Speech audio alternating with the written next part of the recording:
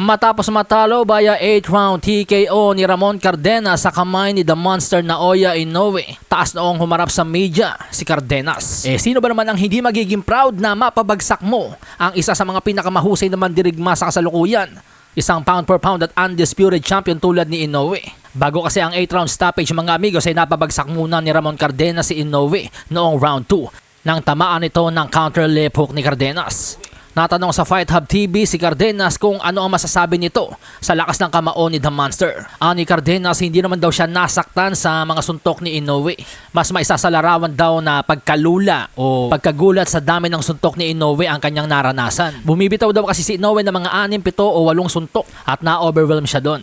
It wasn't like thudding power. Like it wasn't power where it was like, oh shit, it hurts every punch. No, and it was never hurt.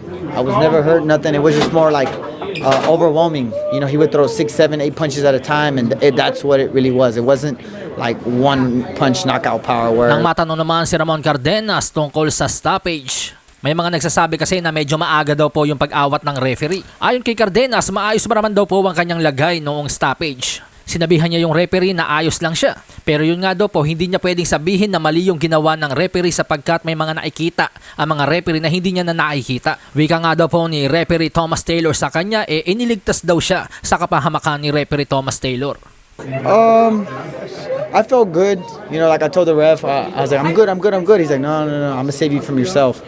You know, and I think the refs, obviously the refs for a reason. They go. And they been around boxing for a long time, so you know I'm never gonna say that the ref was wrong or anything like that. He saw something that I didn't, but I was fine. Like I told the ref right away.